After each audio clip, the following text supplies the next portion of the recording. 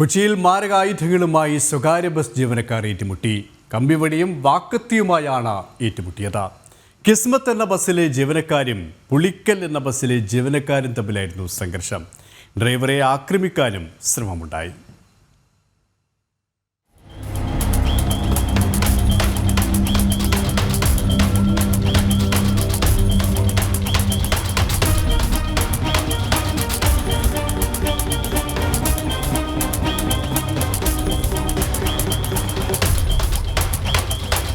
ഇന്നുച്ചയോടെ Edappally junction സമീപമാണ് bus ജീവനക്കാർ ഏറ്റുമുട്ടിയത്.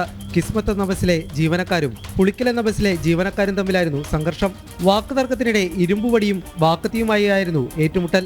പറവൂരിൽ നിന്ന് സർവീസ് നടത്തുന്നതാണ് ഇരു ബസ്സുകളും. പുളിക്കൽ ബസ്സിലെ ജീവനക്കാർ കിസ്മത്ത് എന്ന ബസിന്റെ മുൻഭാഗം അടിച്ചു തകർത്തു. തുടർന്ന് പുളിക്കൽ ബസിന്റെ ചില്ലുകൾ കിസ്മത്തിലെ ജീവനക്കാർ അടിച്ചു തകർക്കുകയായിരുന്നു.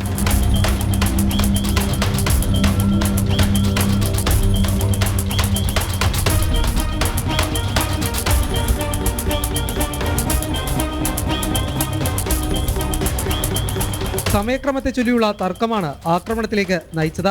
സംഭവത്തിൽ എളമക്കര പോലീസ് കേസെടുത്തു. ബസ്സുകളും പോലീസ് കസ്റ്റഡിയിലെടുത്തിട്ടുണ്ട്. നഗരത്തിൽ സ്വകാര്യ ബസ് ജീവനക്കാരുടെ മത്സരോട്ടം മുൻപും പ്രശ്നങ്ങൾക്ക് കാരണമായിട്ടുണ്ട്. ജനം, കൊച്ചി.